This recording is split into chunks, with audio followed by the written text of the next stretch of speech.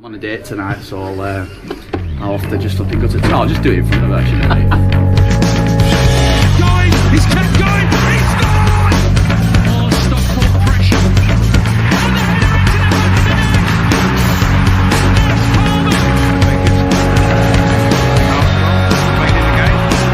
And a superb goal! Chelsea did it! Lisa! Rose tries to get the ball in. Wilkinson!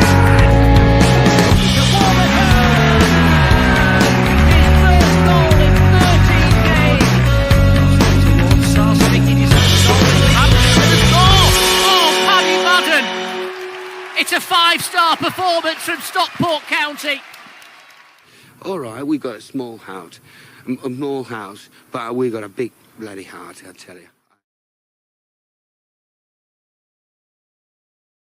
So we could do attractive women in county shirts and make that free for everyone, and then do like attractive women with low self-esteem in county shirts for the more discerning weirdos. Something for everyone. Hello and welcome to SK3 TV, the weekly live show and podcast that's sending you our solicited news of county chat. No screenshots, please. You can get in big trouble for that, so I'm told. Yes, every Monday between the hours of 8 and 9ish, we're here titillating you with all things what are to do with the promotion chasing hatters. We, I hear you ask, we?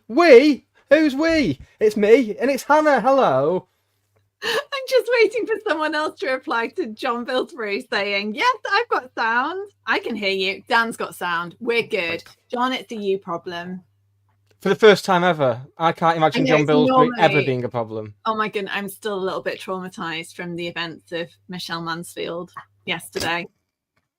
Tell everyone. Share it with the group. Well, you shared about how we're expecting a completely normal week in what is always a completely normal week, with completely normal responses to a semi-local playoff upwards tie.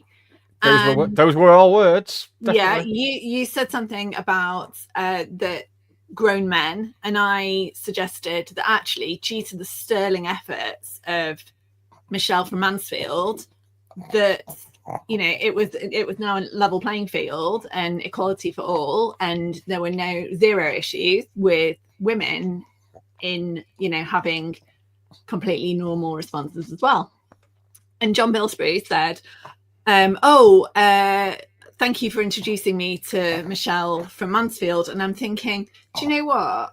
Like, that's not her Twitter handle. It was not. Like, because she's called Michelle Burton.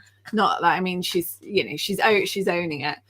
So I searched for Michelle Mansfield and came across. Well, do you know what? Just do it yourselves, and you can see why I'm traumatized for potentially pointing the very lovely Mr. Bilsbury in that direction. And if that was the case, John, I wholeheartedly apologize for any trauma that might have.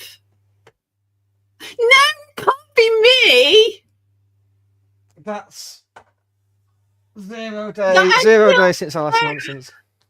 So for the audio listeners, we have a scoreboard, which was previously 7 days. Oh, I forgot. So green shirt, blue Paddy Madden shirt. Paddy Madden shirt, green Flanagan's off of Matt Bryant's local hangout Irish bar in Florida, and actual Madden the puppy Madden, Puggy Madden for St. Patrick's Day.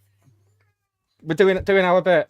Same. I would be drinking Guinness if I could be asked going out to the shop, but I couldn't be asked. Same. I really wanted. Well, I said this to you earlier. I really wanted Guinness cake today, and I was going to venture into Marple and see whether anyone was selling it, and then the dog needed walking, so I decided completely rationally that I was going to bake instead, and then I couldn't be bothered doing that either. So, yeah, I've got the recipe screenshot if anyone wants it.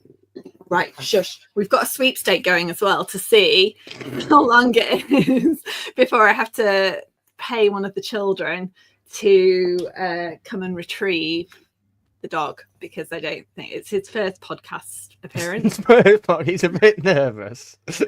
Well, no, he's just growling. He's currently growling at himself, his own reflection in the window. That's a dog I can party with. That's the type of thing I do for at least 3 hours a day. So. Right, let's rattle off a bit of that superb admin. We are, of course, proudly sponsored by Blackbird Kitchen on the pans at Gorilla, Whitworth Street, Manchester. Hello to Andy and the gang down there. Hannah, if people are enjoying us and enjoying our sponsorship, what should people do? They should like and subscribe. They should go to Gorilla and have some nice food. I've got some admin as well, which I was supposed to clear with you, and I haven't. But You don't have to clear anything. Do it. So, friend of the show and one of my favourite people, Dan Malt, is raffling off in aid of the group of lads that are walking back from Peterborough on Good Friday. One of the very coveted, very oversubscribed, under-delivered. No, that's they were always limited. The away shirt with the zigzags and the long.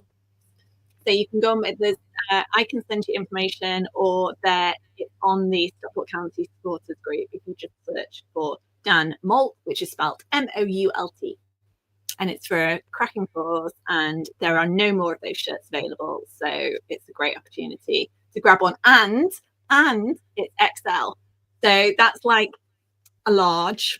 In normal shirt. Yeah. That's one of the most coveted sizes. Yeah, exactly. It's a good one. So go and do that. Excellent. Well. And we'll remind people like as it goes on, because we're good like that. Talking of county fans it's a 2XL, that's even better. They're like 2XL, the most coveted.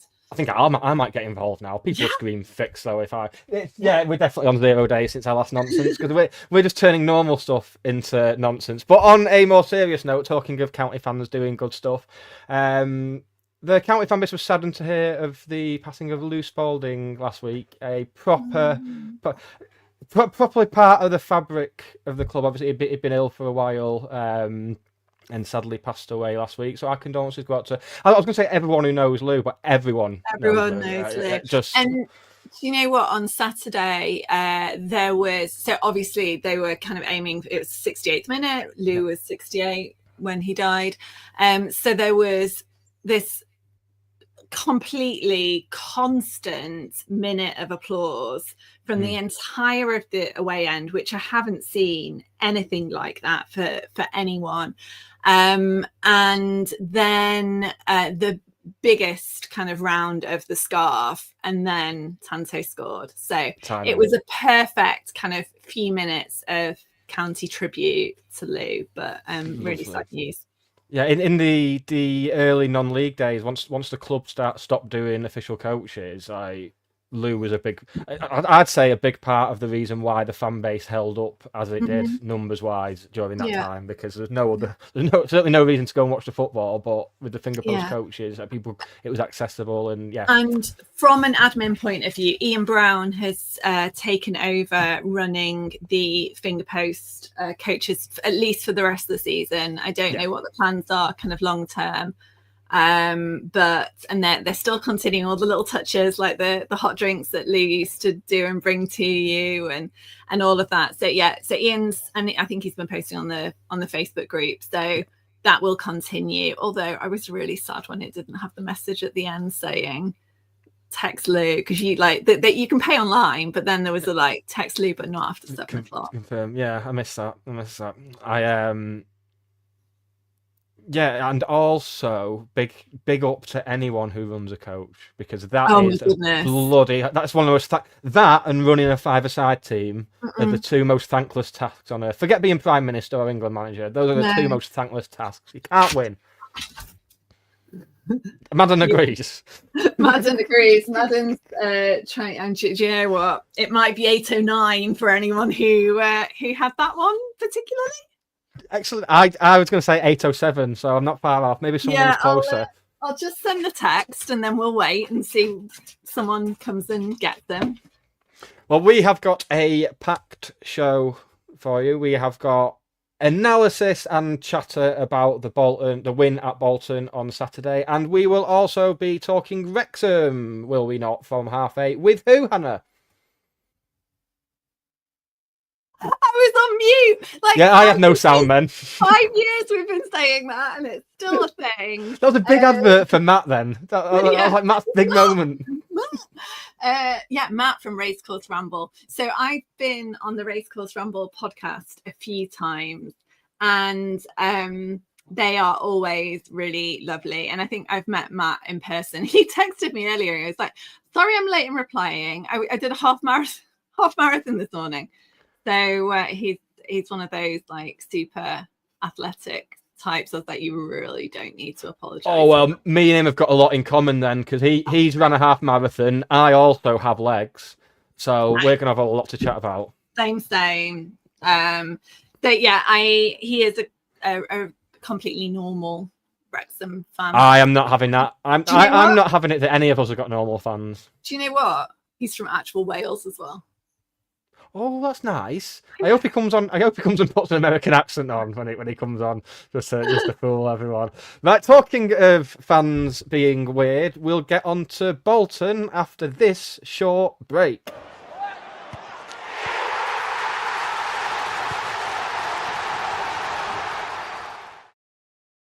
So before we do get on to just the absolute abject weirdness of some fans, we should probably talk about the game. I am going to posit. Is posit a word? It fucking is now. I'm having that. Posit. I'm going to posit a hypothesis for you. I think, in terms of significance and in terms of what it meant, that was a bigger win than the 5-0 against Bolton for me. Yeah, dog's gone. Only it cost me a £5. Cool, because I needed them to do it quickly. So I was like, first one to come down, get the dog, gets the £5. Sophie won, for anyone who's interested. Well done, Sophie.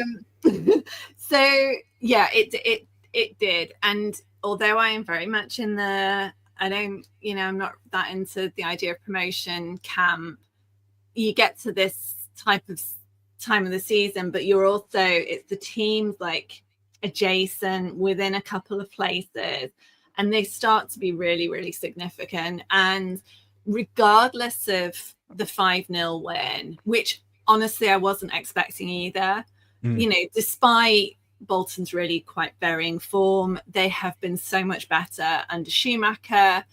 They were on a really good run of form. I think it was 4 home wins, and they were a different outfit to the side that we played earlier in the year. So and there were all sorts of nice things, like Dave Philbin's baby was born on that day, and But that is the main thing. I'm big on my superstitions, and I couldn't find anyone to have a baby on Saturday and name it after a county player. My sister-in-law's a midwife, and I was considering like getting her to just go around and find one. Getting us to breach data protection laws. Yeah. So it did feel important, and although I said to my dad just before half time, I'm here again, I'm doing that, like just get to half time, it did feel like we were good from the outset, as opposed to significantly better in the second half. I think we were the better side. And this brings us on nicely to some of the weirdness, because I have seen the number of Bolton fans I've seen saying, well, we only lost because the ref was shit. It's like, no, because the refs are shit every week in one way or the other. Like, I don't think there's been a single game in this league, or pretty much any league, all season, where both sets of fans have gone, oh, you know what, that ref was all right. It doesn't happen. So get that out of your head. It's not going to happen. So they were claiming they should have had a penalty very early on, which I have watched all manner of vlogs this week. I am not convinced it was a penalty. I don't think it was. The point at which they probably do have a point is that after 476 fouls in the first half, Kyle Noyle probably should have been and sent one off. yellow. Yeah, one yellow. I mean, and a lot of them were.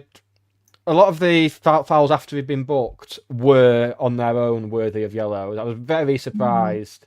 I was very surprised that he got to half time. I was unsurprised that he didn't come out for the second half, because that would have been asking for trouble.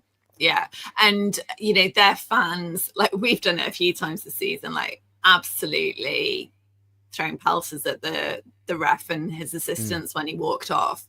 And that was very much the case from the home fans on Saturday. They were not happy at all. And, you know, I said on the WhatsApp group on Saturday, and I do actually agree with, I think it was Dave who disagreed with me, that the referee, like, you know, it swings and roundabouts. You sometimes you fall on the right side of bad referees. And he thought that actually it was 50-50 and he was equally bad for both sides, which I think is fine. But I think the bigger decisions that could potentially have changed the outcome of the game probably went in our favour rather than Bolton's. Yeah, and it's I'm very aware that it's a wanky thing to say, but these things do even themselves out over the course of a season. I'm gonna say, you know, it's going to be said. I'm surprised no one said it in the comments yet, but the overall weirdness from, you can have debates with opposition fans on Twitter and Facebook, and well, mostly Twitter for us. You can have these debates with them, but it's as John, aka Classic County, has pointed out in the comments, it's the constant, oh well, you all support Man City. That is the most I like to feel that I know what the most boring football discourse is, and that is up there. It's basically I'd prefer it. I'd feel more comfortable if they just went, I know you are, I said you are, but what am I? Because it's that level of juvenile. And, I mean, by that token, surely they're all United fans then. Well, the really funny one as well was Jerome Cameron weighing in about who were we playing against. I think it was the first round of the FA Cup. Oh, City must have been away. Well, yeah, they were, but they were away at United, I think. Yeah. So yeah, I got shouted at coming out. So I wore the pink shirt from the first leg, which I really enjoyed. If anyone wants to swap me for a smaller one, I've got a match worn one, but it's far too big for me. So if anyone has outgrown their pink shirts, I'm up for swaps. Train of thought. So yeah, I got shouted at and called a plastic mank, which I thought was a little bit. It was the man in question was very red-faced and clearly just very cross with the world and his football club, which happens to us all. Yeah, and he has to live in Bolton as well. Yeah. Yeah, first club that I've ever heard in response to the whole Bolton's a shithole, I want to go home, was you should have stayed at home. Brilliant. So imaginative. Yeah.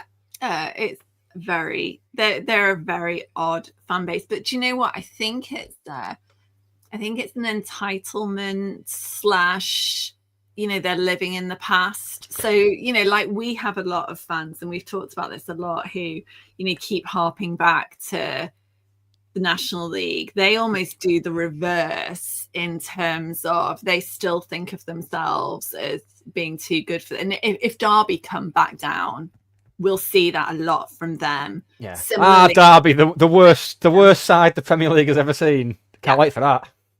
So I think they kind of sit in that camp. They've got this lovely big stadium, and but you know what? Someone said on Saturday that and we've talked about this for County, and it's not something we necessarily need to do at the moment, but they do their season tickets on monthly direct debit, which helps a lot with maintaining the numbers. Bradford similarly, it's something that they do, and you know, looking at clubs like I think Harrogate is a really good example, although on a much smaller scale. Like they've kind of got to the point where it doesn't matter what price they charge for the tickets, the attendance doesn't go up or down. Same for like MK Dons. There's no big kind of impetus to affect that, whereas Bolton seemed to. It wasn't full, it wasn't at capacity, there were lots of spare seats, but the crowd was quite well dispersed around the size of the stadium. And you know, the fact that they don't want to attract more revenue by selling the whole of the away ends out of pettiness and spite, then I'm all for that. I'd do it the same if I was them, quite honestly. Yeah, I would. I mean, especially given the whole saga of the allocation when they came to our place. The playoffs will be The fun allocation that they didn't sell out, you mean? Yeah. That's my favourite thing. We've gone live to Lower League Look today as well, so that's interesting. But I was talking to the Lower League Look lads earlier on and saying, because Donny are threatening to give Bradford a really low allocation when they go towards the end of the season, and they could win the league there. So it's one of those things. But at the same time, we're quite like it when clubs shithouse each other like that. I'm all for it. I'm all for. We're very lucky in that Liam is the consummate professional. But some clubs. Sorry, I thought you meant my Liam for a minute. Oh no, God no! Oh no, I know him.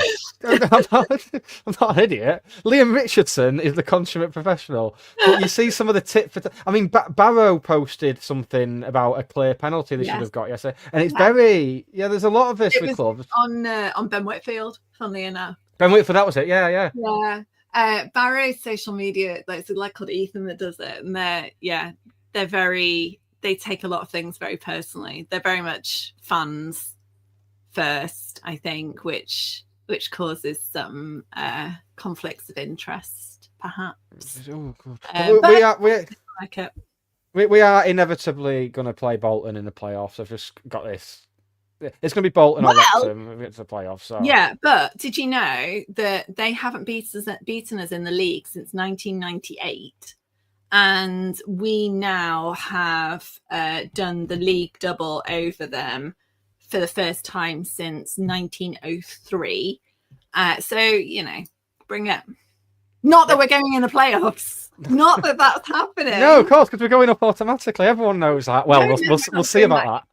Ask me about that about 5 o'clock on Saturday night. So half time. So after the not a particularly bad first half, I thought we were calm, confident, steady. We were growing into the game, and then we saw those 3 changes after. Obviously, Noyle replaced by Connolly, Torre replacing poor Ryan Rydell, who I thought had a decent enough half, and then so the player who we'd had this clamour for over the last few weeks, who apparently played in a behind closed doors friendly against City midweek. Oh, really? And was the best player on the pitch, and that's how he got the starting spot on Saturday, apparently. Right. Okay, I heard that. So, yeah, I think it was on Radio Manchester or somewhere. Challoner said it. Was that Radio Manchester that you were on earlier on? Just checking. I don't like to go on about it. They called me level-headed the other week, which is nice. After we'd lost to Cambridge. idiots do they normally get on? Well, we know what idiots they normally get on. You've heard it. We know what idiots. Looking at you, Graham. So yeah, and Andre, some largely ineffective, I thought, first half. Although he did have that massive chance that goes in, he probably stays on the pitch for the second half. But you could tell straight away Kyle Wootton gave him something a bit more to think about in the second half. But the story is really the hero of the piece is good old Tanto, who has really.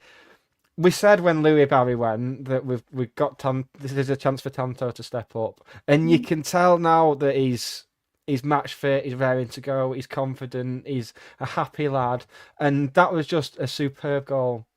Yeah, I think compare him and how he was after he scored and how he was at the end of the game on Saturday compared to after he scored against Bradford. Is it Bradford in the BDSM Cup or whatever it's called, and where there was kind of barely any celebration. It was he just looked like he was broken. And then you see him on Saturday, and we had this discussion on the group as to whether he was a confidence player, and I think confidence for anyone affects performance, whatever job you do, whether that it's in your personal relationships, if it's, you know, work at home, like everything. And the difference in him, and we saw it last season when he kind of had that link up with Louis, and even when Louis wasn't kind of back, wasn't playing with him, he would carry that momentum on. So I think we're seeing a bit of that, but it's just so lovely. He's just the nicest. The first time I saw him was a couple of seasons ago, like I think it was at Pinatar, and he was playing chess in the lobby of the hotel. I was like, oh my God, he's so like, he's just so wholesome and lovely. And yeah, he is always a kind of incredibly genuine person. It's just really nice to see. And you know, it was lovely that like the lads were kind of pushing him forward because everyone was singing his song, like Food from Desire, and they were kind of pushing him forward, and like Dan said he was having a cheeky little dance. It's just lovely. I love to see our players be successful. I love to see the team be successful, but individuals as well, especially when, you know, they're demonstrating an awful lot of resilience and an awful lot that they've kind of overcome. And we've talked a lot about the kind of the psychological impact of, you know, being a football player, everything that comes with it, the risk. I mean, poor Macca, we're not. Things are done nicely, yeah. Yeah, I mean, so Charlie said after the game that and there was an undertone in this quote, I think, which makes me feel even sadder about it, that he picked up an injury and didn't tell them. Now, for me, that speaks volumes about his kind of commitment to the team, his wanting to carry on at all costs, his, you know, deferred disappointment from last season when, you know, we didn't see him again until, I guess, Christmas-ish, was it? Yeah, just for Christmas, yeah. Yeah, but Charlie said he doesn't expect it's not a bad injury, or at least it's not a really bad one, but it is one that takes time to recover from, and we may well not see him until the end of the season. And my heart hurts for him after everything that he's gone through. He had a 1-year extension last summer. You do fear the worst in terms of contract renewal with that one. Obviously, it depends what league we're in. I think a lot comes down to that. But like, maybe, as we said already a few weeks ago, it's very interesting. Obviously, him and Noel are both out of contract next season, so be interesting. Two players in the same position out of contract, which we'll see. A couple more honourable mentions. It was a very good day for players. I wouldn't say players who've been much maligned, but players who we've sort of been waiting for them to step up. So Tanto carrying on his amazing form. Good old Jezzy Fevs getting a nice little cameo. Created a great chance for himself on the edge of the box. It was well saved by their keeper, who had a superb game. I thought. Do you know what? Their keeper, though, hadn't played for the last 12 matches before Saturday.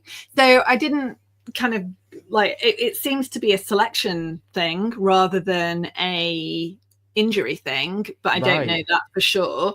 And you know, I don't know what necessarily possessed Schumacher to make such a big change. Maybe their first choice was injured, but he'd been out for 12 games before Saturday. Listen, fair play. What a game he had, by the way. So we also saw probably the highlight. It sounds weird in a game with a fantastic winning goal, but the highlight of the game for me was their corner in the last minute with the keeper up. Oh my god! Corey Adai has a player in front of him, and as the ball gets swung in, he just throws the player into the back of the net. Just fantastic. I'm all for that. Obviously, he's going to do it in the last minute of a playoff game and get a penalty given. But for now, I enjoy it. Yeah. And Super Corey Adai in goal, another clean sheet. Yes. We've been doing his confidence a world of good, a very important point of the season. Yes, which leads you in nicely to the next part of the podcast. Does it? What, as in our guest? As in, it's an important part of the season. Okay. Yeah, I should have thought of that on my own, really, because then it wouldn't have seemed as bad. Yes, it's time to... Oh, and also, just a quick word for Brad Hills. It's happening again. We're falling in love with a lone player all over again. And we've already been told that this is not a long-term relationship. This is a situationship. It's not going to go anywhere. No one should be buying hats. Like, this is not going to last. It's a fling. It's a fling with an end date. He's going off to East Anglian University, like, you know, in this whole analogy.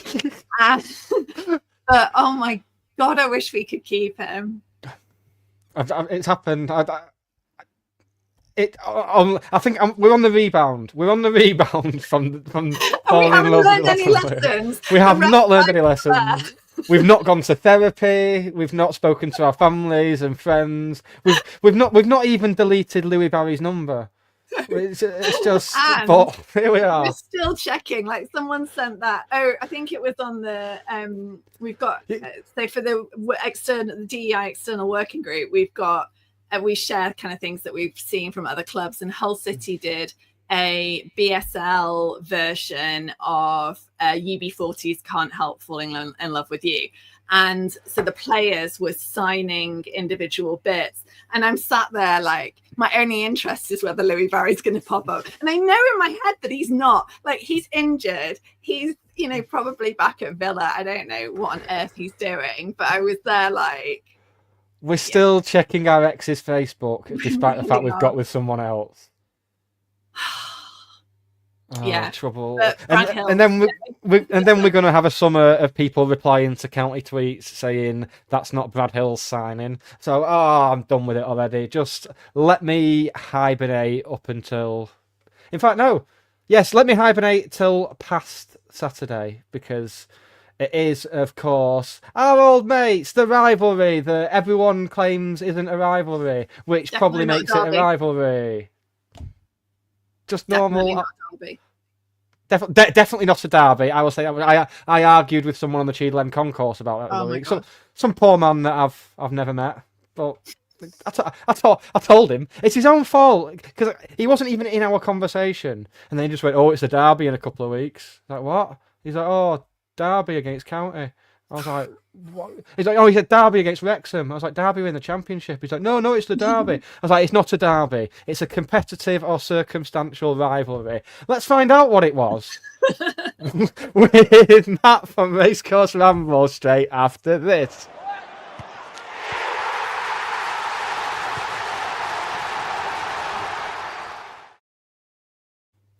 Hello, Matt. Hi, Good evening. It's not a derby. No. Definitely not a derby. It's too far away to be a derby, isn't it? Thank you. Yeah.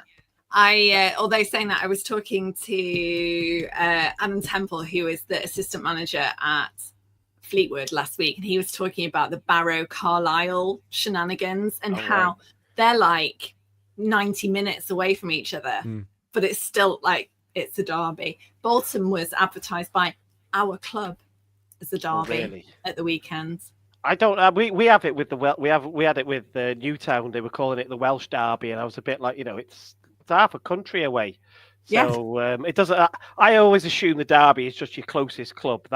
I don't know how else to sort of do it, but you can get away with that one. But so for us, obviously, that's the scum up the road that you beat in the summer in pre-season.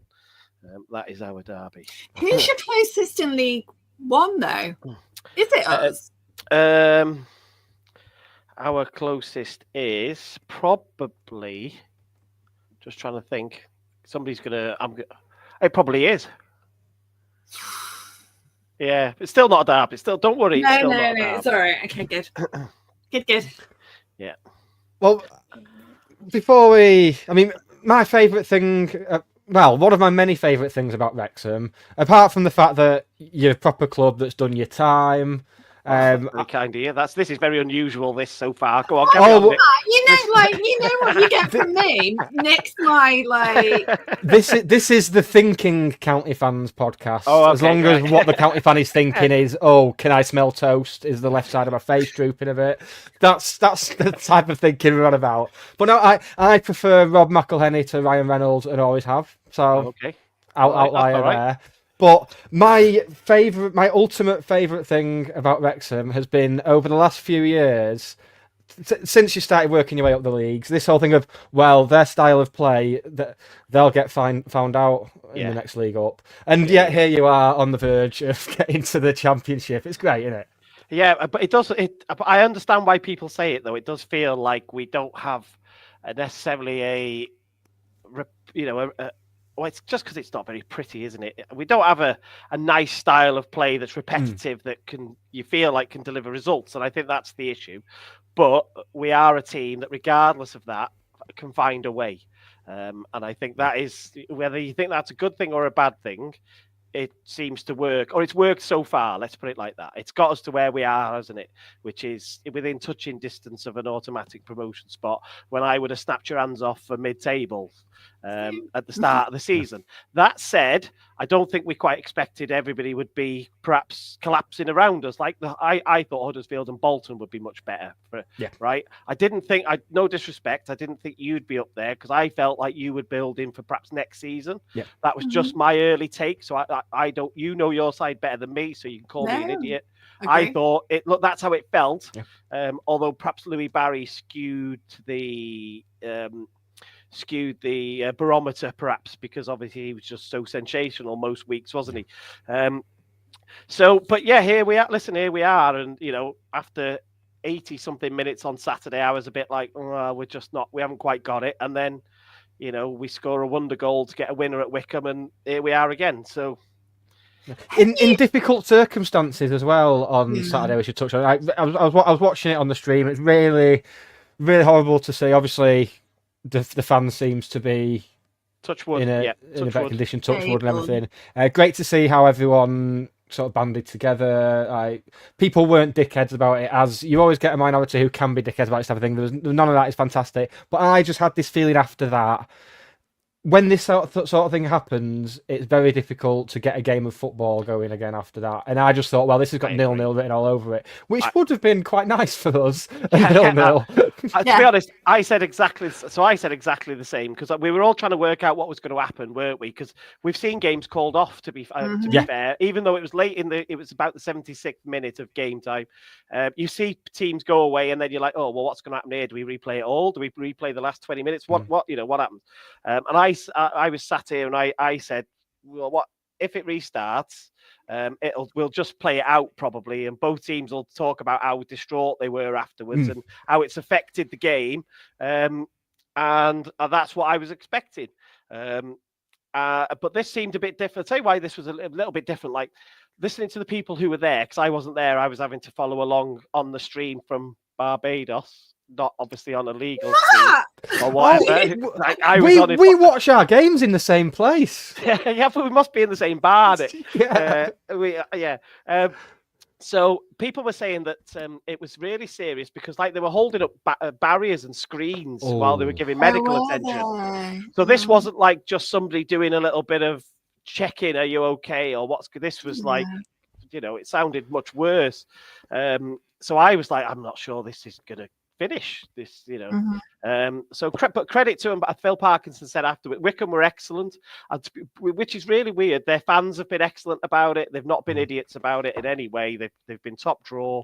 They were obviously disappointed that they'd lost a big game, as you can imagine, but they haven't been, you get the usual stuff, like, when the club tweets out, oh, we've won a game 1-0, and then you get all the away fans going in, don't they? And they're all idiots going, oh, stick that in your documentary and all. We haven't had any of that. They were really good, and the club have spoken nothing but good things about all the stewards and stuff. So it just made a refreshing change for an away game that you've especially when you've nicked it at the end. And when you restarted, they had their chances as well. I mean, a really good chance just before you scored. So they nearly scored from the corner. If you remember, they had the corner and they nearly scored there. And I was a bit like, oh God, we've gone to sleep. But interestingly, their fans have criticised their management. Sorry to interrupt, by the way. Have criticised their management, saying that Wrexham did a proper mini warm up. We had they announced there was 10-minute warm up. Yeah. Wrexham kind of went through a mini proper warm up, whereas from what I can understand, they were just knocking the ball around and having a chat. It was very Sunday morning, right? Yeah. So I hadn't picked that up at the time because I didn't. It was a break of about 45 minutes, I think, in the end. But so their fans are a bit like, oh, maybe that might have made the difference.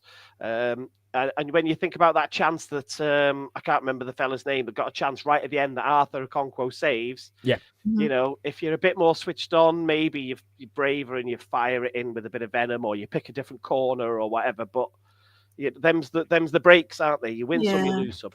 Well, in my head, all the Wrexham players were in the changing room on bikes, you know, like the one that Paul Mullen's on in that advert. That was in my head. That was entirely what was happening. I was like, they'll be fine when they come back out. They'll be warm. They've been on the bikes. Yeah, I was concerned because you know what it's like. They're in there wondering what's going on. There's not a lot of info gets sent around at that time, is there? They were obviously making announcements that they're waiting for ambulances and clear the way and and all this.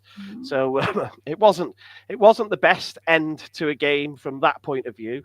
It wasn't a classic game. Listen, that game could have ended a draw, or either side could have nicked it at the end.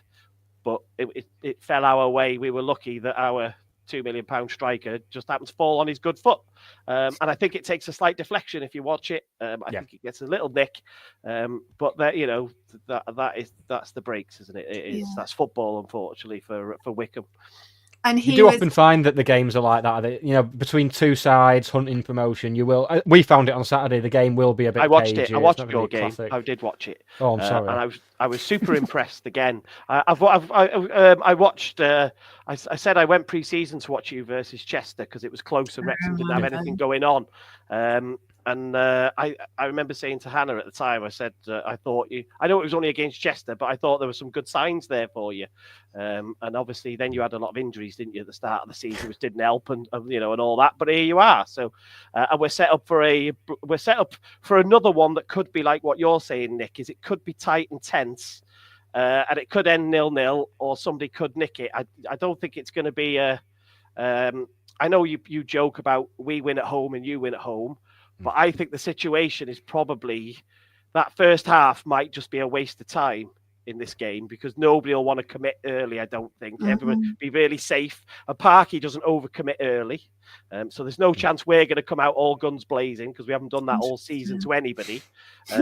So I think, Parky will probably be trying to win it in the 60th or 70th minute rather than in the 10th minute. It'll be the Stephen Fletcher 75-minute substitution. Has anyone done? So I saw, I think Fleetwood had done a while ago, the league table, if games were finished at 80 minutes. Have you seen that? I haven't seen so somebody might have, but I haven't seen it. Fletcher's got 5 winning goals off the bench. Wow. That's incredible. 15 points. We've tried starting him. He just hasn't got the legs to do it. He's not as impactful. He could get through the game. He's just not impactful. Whereas he comes on for 20 minutes and causes absolute chaos. And to score 5 match-winning goals over Christmas, he carried us. Really, we had 2 or 3 games where he came off the bench and did it. So we owe him a lot, regardless of the fact that he is, basically. He's on his last knees. But like I said this to you the other week when you were talking about the average age of the squad, like if it's successful, then yes, we're building a squad for the next couple of seasons. You are kind of probably 12 months at a time and you get top ups Sam Smith. But if it works, it works. Like it doesn't mean one's right or better than the other. I agree. I don't think it's probably sustainable if you go up to the championship because we're not going to have the firepower to go. I don't know who's impactful in the championship. Pick somebody, but they will be mega expensive. So it probably becomes less relevant then, and you probably then regret not perhaps picking a different route. I'm not saying we haven't got young players. We've got Revan, Brunt. We brought in the summer. Longman's only young, so we have. But just in it, we have got. We're probably a couple of years older as an average age than you guys are. Yeah. What was I going to say then? And the new ones that came in January, how have are they all names that we'll expect to see on Saturday that we didn't see? Yes. So I think so. So we've got Ryan Longman who will play, who will probably start at wing back on the right hand side. So obviously he came from the Championship. We chased him in the summer, couldn't get him in the summer, managed to get him in January. So he'll start. I'm assuming he'll start on the right. He's one of these unusual players that can actually use both feet quite competently. So I know they're rare now, though, aren't they? You know what I mean? So he can start on the left, but I think he'll start on the right, and James McLean will come in at left wing back. Much to your amusement down there. That'll go down well in the away section. Get ready for it. Yeah. But then obviously there's the two strikers, and we've got a dichotomy really with these two, because we've got Sam Smith, who's playing really well, has got a few goals already, so he's got some confidence, and he's hustle and bustle, he'll chase everything down, and he's going really well. And then we've got Jay Rodriguez, who came in from Burnley, who nobody thought, that one came very left field. That was very quiet, that move. And he's getting a bit of stick at the moment because he's playing a bit of a deeper role off Smith currently, and it's not quite working. And we think he's our top salary earner now. So those two things don't go together very well for a fan, do they? It's like, why are we paying him, whatever it is? Yeah. So the problem is we haven't even seen signs of it working yet. So, there's no flashes of it working. So whilst it might be a formation issue or a setup issue or something, it might not be his fault. No, he obviously gets the brunt of it because we've carried on ticking away, winning games, and he's on the periphery of it. So yeah, but I because of the financial investment in them, I expect them to start again. It'll be Rodriguez and Sam Smith up front against you, unless there's an injury or something that obviously we can't foresee, can we? No. Ian Dowden has asked a fantastic question in the chat. Question for Matt: if you could have one county player, who would it be, and who would we want from Wrexham? We'll let you go first, Matt. Yeah, Lewis Bate. I would take Lewis Bate right now. Stick him in our left number 8 position and let him run the show. Good, you called it a number 8 position, because some people would call him a number 6, and then those people are rarely seen again. Well, yeah. Well, I mean, perhaps he could play as a 6, but for us, that's where he would have to play. And I think he would be a game changer for us. Because we've kind of got, we've got Elliot Lee, who tried to kill himself in a car recently. So he's... Your players are all doing that. What's going on? James McLean as well, wasn't it? James McLean, I know somebody who's quite close to Parky, and James McLean was like, well, I didn't know that roundabout was there. It's like, well... It's the same one that's been there ever since you joined, James. So, we were giggling about it. You can imagine him in his thick Irish accent saying, well, I didn't really know it was there. Like, wow. But it was foggy that day. I think that's what he meant, really. It was really thick. It was pea soup fog that day. 20 miles an hour as well in Wales. Yeah, public service announcement for anyone travelling on Saturday. In Wales. 20 miles an hour. If you can see a street light, 20 mile an hour, right? So anyway, Elliot Lee's probably playing when he shouldn't be, because we've got injury to Andy Cannon. Andy Cannon's season was over at Mansfield. Formerly of this parish. Yes. And then obviously we've only got Ollie Rathbone left in that midfield. So if we could have Lewis Bate on Saturday, that'd be great. How about you, Hannah? I know who I'm going for from Wrexham. Who are you going for?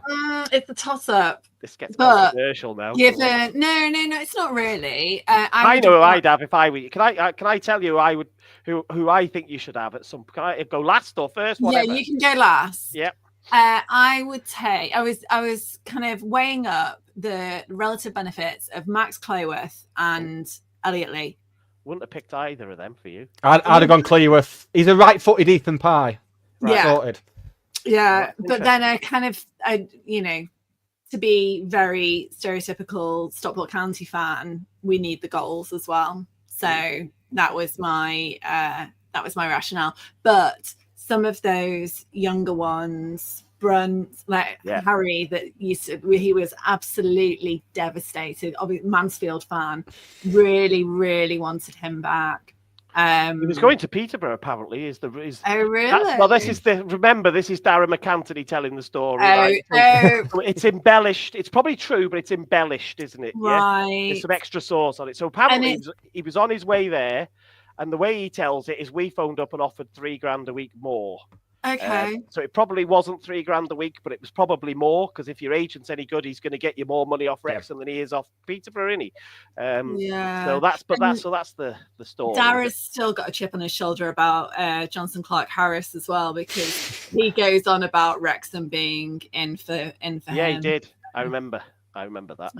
Yeah. So I'll tell. Can I give you my 2 penneth worth now? The player that if I suddenly became a Stockport fan, I think I would probably want, believe it or not, would be Arthur Okonkwo in goal. Because Hinchcliffe for you is obviously coming to the end, isn't he? I'll just stop you there, Matt. Matt, you're about to wade into like. You don't understand. Just be really careful. You've just taken a shit with your clothes on there. It's Hinchcliffe. Carry on. All right. So Hinchcliffe is coming to the end, and Adai is clearly going to get shipped in the summer for you, isn't he? Very clearly, they're not going to take a risk with him anymore. So what more to get than the best shot stopper in the league, who's 22 years old? He would be a game changer for you. Who got dropped the other week? Yeah. Well, you can make mistakes, can't you? Yeah. Oh, yeah, we know that. He's played 60 odd games, got 30 odd clean sheets at Wrexham. I know he's just moved up the rankings for clean sheets, I believe, hasn't he? Yeah, possibly. Yeah, very possibly. But no, he's such a good shot stopper. He's exceptional, and I don't think you need much else other than probably a safe pair of hands. I mean, we've got about 7 goalkeepers, haven't we? We've got a ridiculous number of youth goalkeepers. But we injure all ours. I think Marine have got 7 of our goalkeepers. Have they all on load? Yeah. But that will. Metcalf's back. Metcalf's back, and Wogan's injured. So, but yeah, we've got 3 really strong. We've got like a goalkeeping farm at Carrington, goalkeeper farm rather. You should be using them now then. He's an accident waiting to happen every week. He is. Well, we apparently had a very lucrative offer from MK Dons for him on deadline day, and that was turned down for Adai. Yeah, so by the sound of it, we do see a future. Yeah, good shout from John in the comment. What's the Mullin and Palmer situation? Because I know it's always good when a player's dad wades in on Twitter. Yes, they always look good. Yeah. I know it's a bit like, I'd be like, Dad, will you my dad's not alive anymore, but I would be like, Dad, shut up, would you? I'll sort it out. You just stay in the corner or whatever. So the situation is, I think Ollie Palmer is number 7 of our strikers. He's 7th choice. And if we to go off recent selections, then Paul Mullin is 6th choice. That seems to be the favoured partnership is obviously the Smith and Rodriguez, the shiny new toys that we bought in January. The 2 that make the bench regular then are Stephen Fletcher and Jack Marriott. So you forget that we've got Jack Marriott's just come back from a broken leg. He started the season on fire and then broke his leg. So don't ask how he broke his leg. It's a funny story, but car crash. The rumor is there is a sprinkler on the pitch involved. That happened to a player of ours. That happened to Connolly in the summer. Yeah, right. So that's the rumor, right? Anyway, so then you've got them 2, and then we bought Mo Fowl in the summer. We spent 600 grand rumored on this very raw 21-year-old who's flitted in and out, but recently he's been making the bench ahead of Mullin and Palmer. So does that tell me that Mullin and Palmer are down the list? I think it probably does. So what's happened? I couldn't tell you. Ollie Palmer started the season, played nearly every game. And then we tried to get rid of him. The rumours are we tried to get rid of him on deadline day, really hard, tried to push him out. I mean, there's speculation that he's not wanting to train and all sorts of, God knows what's going on. But I don't think he's... I don't think we'll see either of them even on the bench on Saturday. How bizarre is that? Especially with Mullin, who's our former talisman. who now can't barely get a kick for whatever the reason is. Lots of speculation, but we don't really know, do we? Could you see Paul Mullin in the MLS as I could? No. Do you I'll reckon? tell you. No, I'll tell you the only reason for why. Well, what he told us when he moved back was obviously it was driven a lot by family. Yeah. Now he was able to drive that by probably the thousands of pounds that he was obviously getting, but obviously it was driven by family and being closer to his autistic son. So Albie. So I suspect that was. I bet you he's got offers from like the rumors were he was going to Qatar or Saudi at one point. There was some Saudi second division club supposedly wanted him. But I never thought that had happened. I think he's at the stage now where it has to be somewhere close to home. So I'm not saying he couldn't do it as a player, but I think he's too family driven now. You know what I really like though, and it's not necessarily a nice thing, but you know, people talk about Wrexham and the whole kind of story, and you know, the documentary. It's all, you know, it's obviously not, but like it's all scripted, and it's all the kind of everything feeds into this. And I think kind of respect where respect's due there with Mullin and Palmer. There hasn't, you know, they're not in the squad because they're not, I don't know how to say it, but it's not, there's no sentimentality involved. They're not there because they're always there and because they're fan favorites and because, you know, it's the right thing for the documentary and, you know, don't get me wrong. I would never have thought that for a minute, but I think, you know, it is tempting to keep people in because that's how it's always been and people like to see them. And I think it shows the ambition kind of within the club and, you know, the ruthlessness of Parky that they haven't featured as much this season. I think that's the experience perhaps of Phil Parkinson, right? So he's in an unusual situation. Not very many managers have managed a club that's probably as bonkers at time as the Wrexham story is. It is, you know, the chaos that comes. But I think, you know, ultimately he's just done his 1000th game managing. So he's kind of seen most things before. So he's got a good idea on how to handle them, I would guess. A good steer on how to. That was the thing that gave me hope at the start of the season and does with Wickham. No disrespect to their managers, but they were relatively new managers, if you remember, weren't they? Both of them. And the Wickham manager now is getting a little bit of heat because they've gone off the boil a bit. And that was the thing that I thought was, you know, an experienced manager will normally come through things much quicker because he's got that experience. He can't stop you losing, but rather than losing 3 on the bounce, you might only lose 2 on the bounce. Yeah, and those are the little things that experience probably gives you, doesn't it? Yeah, and we've seen less of the Charlie out meltdowns this season, certainly. That because we haven't gone on long stretches, there's generally been one awful, horrific performance and scoreline, and then there's been a bounce up. And that's been refreshing as well. In fact, I don't know that I can think of one whereas in the last couple of seasons, there's always been a point at which it's like, that's interesting. I wouldn't. Yeah, he would. We had it a little bit. We lost a couple of home games on the bounce, for instance, which we haven't done for a long time. And there was a little bit you could feel it then going, well, doesn't look good, does it? If you can't even win at home, is the classic thing, isn't it?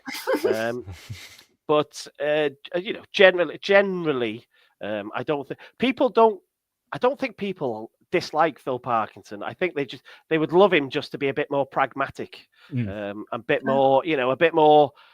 No, that's not the right word. A bit more dynamic with his football team. You know, go out and try and kill a Cambridge at home in the first 10 minutes. But he doesn't. He lets them play and stay in the game. And it's but you know, he gives them an opportunity, and and anything can happen then, can't it? So yeah, we haven't had too much of that. Well, before we let you go, it'd be remiss of us not to do the wankiest part of any pre-match preview on a podcast. Oh, no, I'm not doing. Oh no, actually, I'm fine doing this. This is the one that I feel like I can actually agree to participate in. Oh. Okay, well, we'll ask you, Matt, for a prediction for Saturday, a score prediction. as I said, I watched you guys on Saturday because it was the early game, wasn't it? So I could watch that one legally before I went to Barbados. Before me and Nick got a helicopter to Barbados, I picked him up on the way, didn't we? It was a bumpy trip, but we survived. And I enjoyed watching that. I thought it was a really good display. I thought you were really good away in that sort of atmosphere and stuff. So I'm sure it was a great game. If either of you were there, I'm sure it was a great game to be at because you were relatively comfortable, I thought. So yeah, I don't think this will be pretty. I think we'll blink and it'll be half time and we'll be going, oh, that was crap. And then if anybody's going to win it, they're going to win it off the bench in the 70th minute. So it's either I'm going to be positive. I'm going to say Wrexham by a goal, but it wouldn't surprise me if it was a draw. That's exactly where I am. But I think one goal either way or 0-0. But yeah. It's not going to be. Don't be having it on your both teams to score or you're over 1.5 goals on your rack on Saturday. No chance. How about you, Hannah? I would have gone 1-0 to Wrexham. I'm revising it and I'm going 2-0 because 1-0, I feel like that's, it's fine. Like home 3 points and a goal, away 3 points and a goal. Like it's fine. So it'll be 2-0 because, but it will be a very early goal and a very late goal. Oh, you think? Oh, yeah, because shit happens, Matt. Well, yeah, I get it away from home, especially. That's what you think. But I just think for us, Parky will see it as a mustn't lose, I'm sure, rather than a must win. Yeah, and that just screams a draw to me. Just keep you beneath, keep that distance. Yeah. And that's what it feels like to me. But football makes a fool of you often, doesn't it? So a draw wouldn't be a good result for grown men making a holy show of themselves on social media, but they'll have a bloody good go anyway. There'll be something. There will be yeah. Oh, they will come up with a bingo card now, and I reckon we'd probably be able to mark off a large percentage of it by. That's my Tuesday sorted, right? I'll get on that. Right, Matt, we're gonna let you go, Matt. It's been a pleasure talking to you, but we will no doubt be speaking to you ahead of our inevitable games in the playoffs. Yeah. Oh, don't say that. I'm not. I can't go through that, to be honest. No, me neither. I won't be doing that episode. That'll be Hannah. I won't.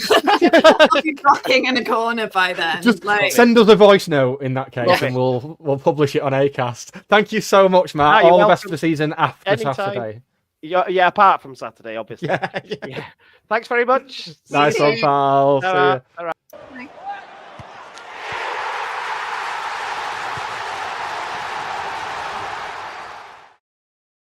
Oh, there we go. It's all nice, that, isn't it? Isn't he lovely? And everyone being nice and just fine. Yeah, no one making a show of themselves. Talking of it doesn't. I was going to say talking of people making a show of themselves, but it's not.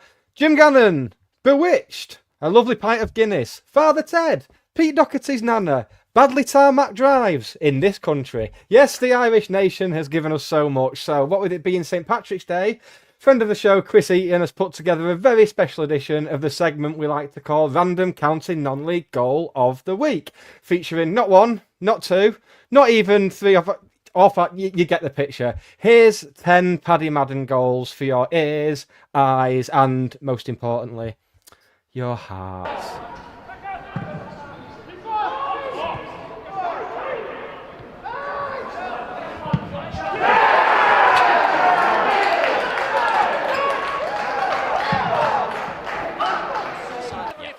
County corner, Rooney to take, second corner of the day for him. Kitchen goes down and Madden! Oh, he's off the mark and County are level! Standing firm at the other end. County throw, right wing, Southam Hales hurls it into the box. It's come out to the edge for Rooney to strike. Comes out to Madden! Oh, what a goal! Paddy Madden! And Boxing Day off. Collar with a cross. Madden! It's a chance! Yes. Oh, Paddy Madden! A brilliant header from the Irishman at the far post. Here's a chance again for 3 and it's in. The long throw not dealt with. Paddy Madden hooks it goalwards. Challenge facing him. In fact, he's going to leave it, and it's going to be rifled home anyway by Paddy Madden. They don't really need the attacking intent of Sabara's. Minihan! Yes! Oh, chance out for Madden! Madden, left-footed, has scored for County, and there is ecstasy down on the bench. He's scored some big goals already this season. 20 in the league, 7 in his last 9 National League appearances. A pressure penalty for Paddy Madden. Just over 10 minutes of the first half to go. Madden for Stockport! Scores! Sent Loach the wrong way, into that bottom corner. And the league leaders in front in Derbyshire. Sarcevic through the legs of the defender. Newby's inside the box trying to cut it back. Madden! Yes! Paddy Madden has scored! That's what Paddy Madden does! To Collar. And now Madden, nice approach play this by Stockport. Madden looking for the room for a shot! And he found it! And he scores! It's the main man Madden again! The match winner midweek! He's got the opener today! On the biggest day for Stockport County.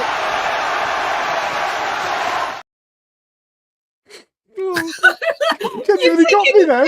I'm genuinely No, like... I genuinely went. It was the Torquay one that sent me.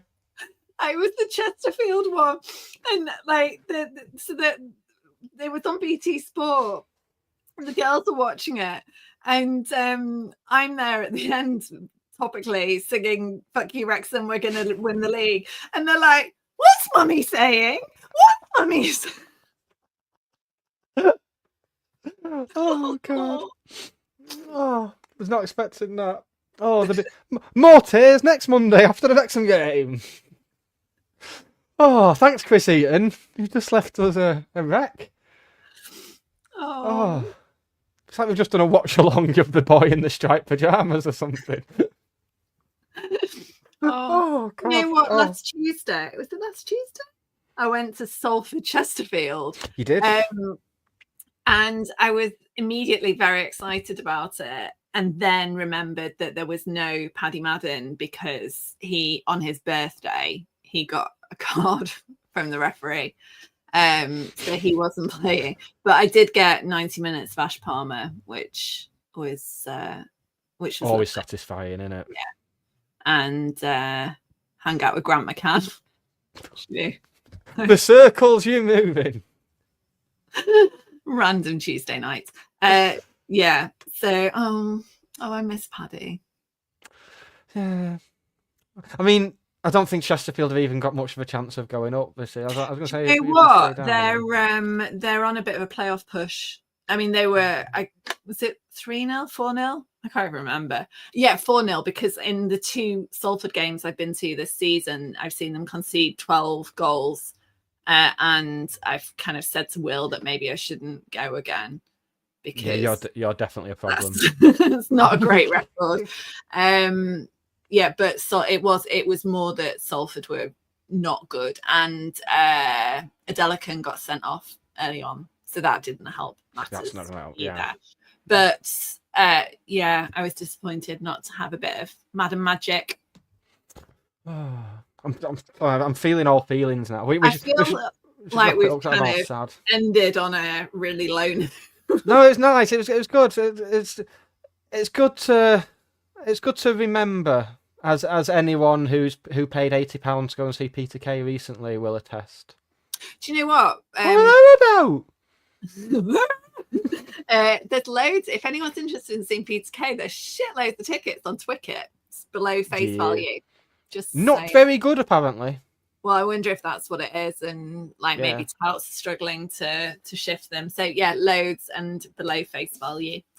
So if you want to go and remember things, go and see Peter Kay now. Tickets available on Tickets. Why are we doing this? Why are we advertising? I don't know, but conversely, there's like Sabrina Carpenter has done the kind of smile because it's over, cry because it happened. Don't smile. Yeah, it's like, so that made me think. Went to see Sabrina Carpenter last week. She was beautiful and stunning. I know, but you shouldn't mention her on a podcast because now I'm not going to be able to stand up for 15 minutes. So Thank you for that. Bit of smut for the lads there. Bit of blue. Bit of blue for lads. Bit of blue for dads. Another Peter Kay reference. God. Garlic bread. Oh, panda pops. What are all that about? Right, let's go. I don't know if the mic even picks up those high pitch bits. The buffet is open. Right. Oh my God, I feel like I've just gone back 25 years there. Oh, I'm young. Too young, if anything. Right, let's wrap it up. We will, of course, be back next Monday with all the reaction to the 0-0 draw at Wrexham, in which they get several players sent off and suspended. Long-term suspensions and injuries. Don't do anything silly, people. Let's have a nice, too many kids in tears this time. Yeah, and don't go making a whole of yourselves on the internet. Can we leave the blow-up sheep at home? Yeah, it's the last refuge of the unimaginative. Not, what else? Do you think people are like, when they're getting ready to leave the house, it's like, right, I've got my wallet, got my phone, got my keys, got my train. Oh no, I forgot my inflatable sheep. That's 100%. You'll hear that like on the trains from Chester on Saturday. Oh fuck! Like, just can't believe it. I know exactly where I've left it as well. Oh, it's always the way. It's all right. You'll need it again for the playoffs. Right, folks. We will see you next Monday, same time, same place. Bye.